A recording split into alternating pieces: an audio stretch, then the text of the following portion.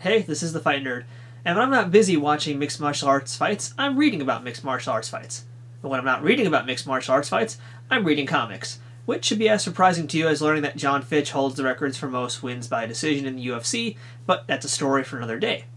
Back in part 2 of my vlog from New York Comic Con 2010, I found a really cool statue over the DC Direct booth, and at the very end of my video, I unveiled a little surprise for you guys. I got a little something special to show you guys. Be careful with that there, but we're gonna definitely be reviewing this on my website and Tomopop very soon. I'm just gonna give you a sneak peek. So yeah, that's a statue of Muhammad Ali fighting Superman. As if that wasn't awesome enough, wait until you hear about the story about why this statue even exists. Superman vs. Muhammad Ali is a 72-page comic book published by DC Comics back in 1978, which cost a whopping $2.50 back then. Today, the average comic is unfortunately a whopping $4. But in 1978, $4 could buy you 2 slices of pizza, a ride on the subway, and a new car!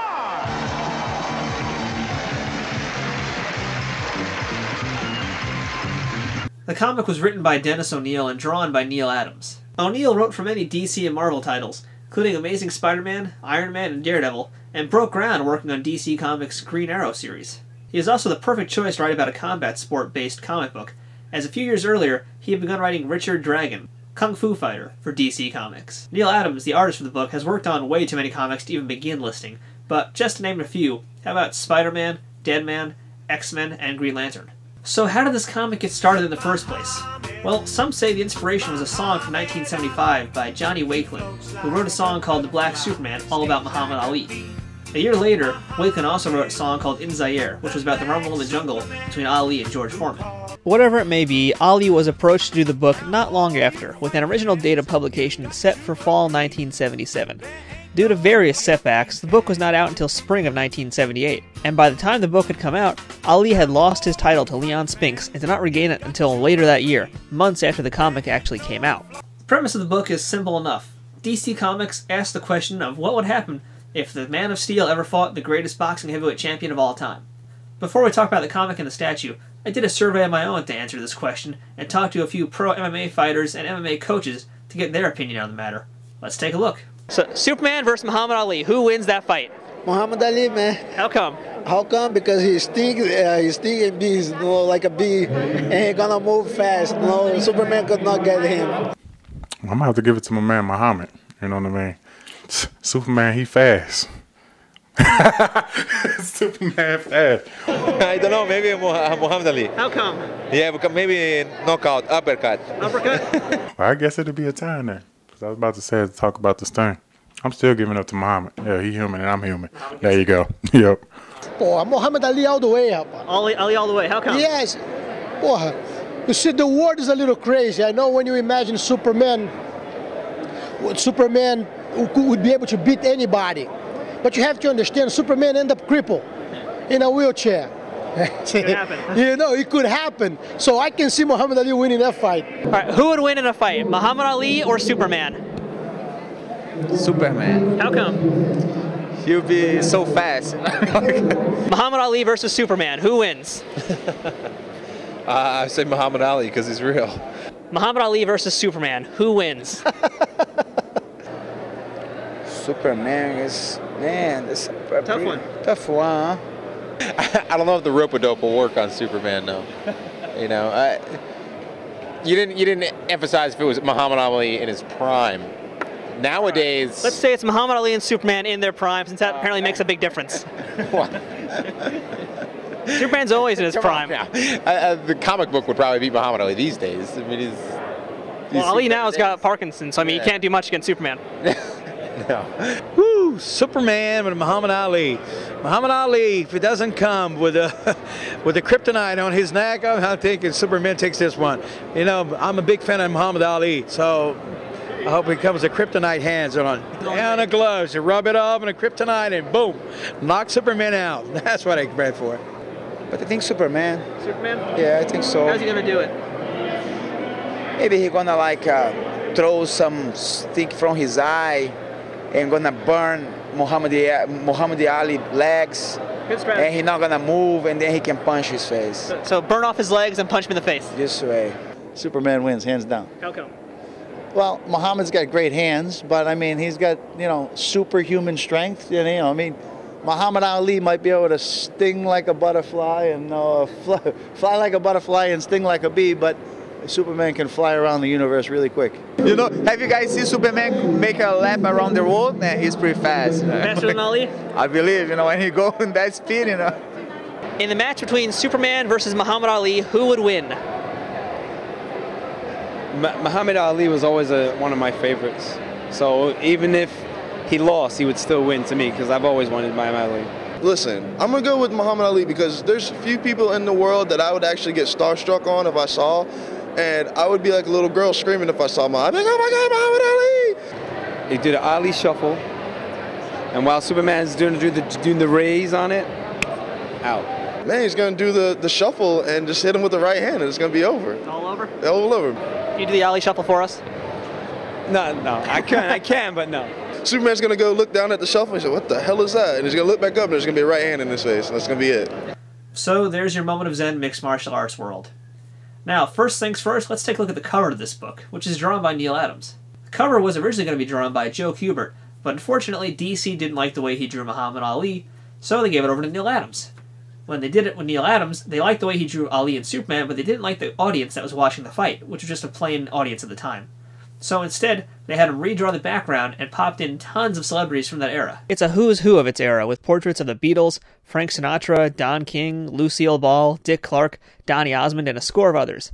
It also included some fictional characters like Alfred E. Newman from Mad Magazine, Batman, and many of the alternate identities of DC's more popular heroes. So the cover is definitely great and fun to look at, but what about the story itself? Because yes, there is a story to this comic, and man, it's straight from the 70s.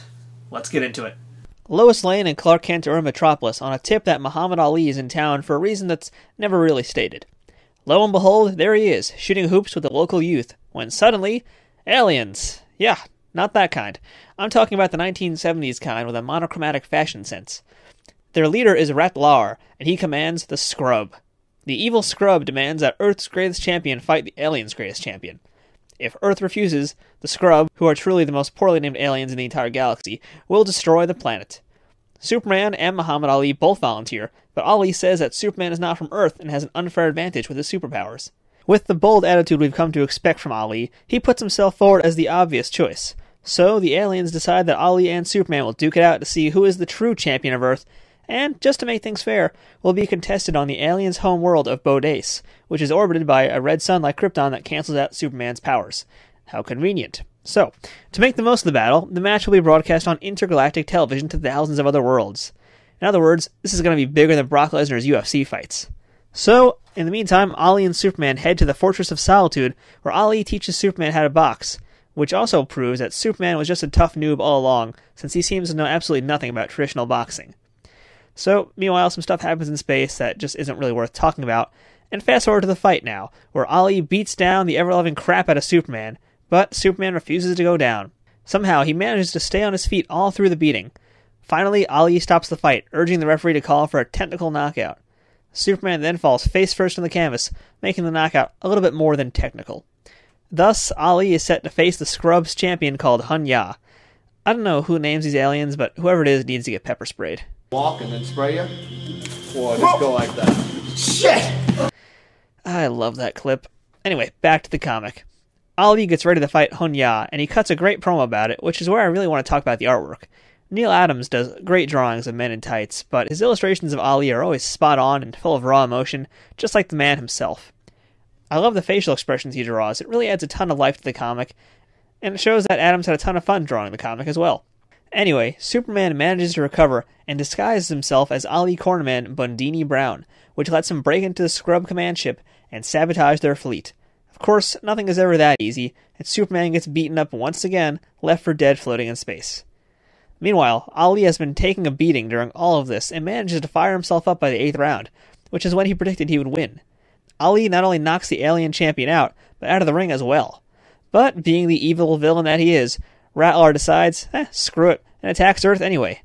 But just as Ratlar is about to strike, Hun-Ya becomes enraged at Ratlar's dishonorable tactics and lays the smacketh down upon him, saving Earth in a twist so good you would think M. Night Shyamalan wrote it.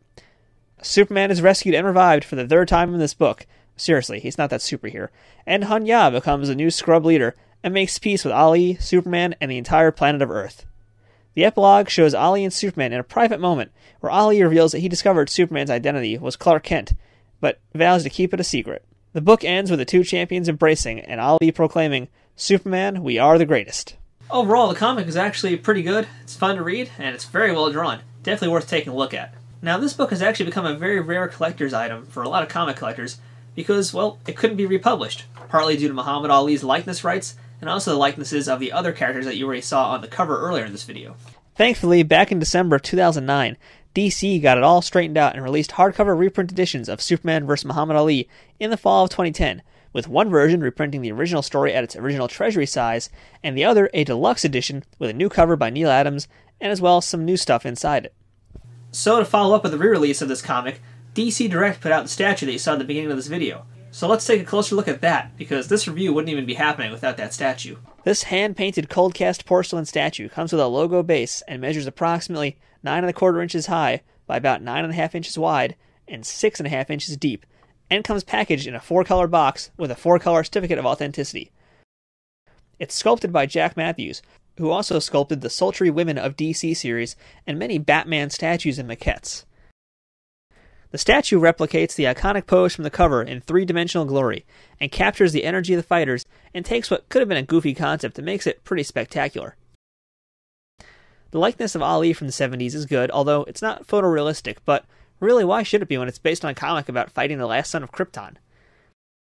The facial expressions say it all, and the tense bodies about to go to war makes you feel their power. This statue sells for around $200, and I'd say it's worth every penny. There you have it, Muhammad Ali vs. Superman, the comic, the statue, and the story behind it. It's definitely worth taking a look at, definitely worth buying the comic. And if you got a few extra bones lying around, go ahead and buy yourself the statue. It's a great piece of art to have, even if you're not a fan of art. And you know what? It's Superman fighting Muhammad Ali. Do you really need another reason to buy that? Now, this wasn't Superman's first time fighting people who weren't from Metropolis. He had previously met the likes of Bob Hope, and even pro wrestler Antonio Rocca in Metropolis in his comic. Now, as for Muhammad Ali, well, he was busy kind of dealing with more real-life people, but there was one person who was definitely very interesting and worth taking a look at that we're going to talk about in the next video. So, stay tuned for that. We're going to take a look at Muhammad Ali's very famous mixed martial arts fight. You guys know where I'm going with this one already. I'm the Fight Nerd. Thanks for watching.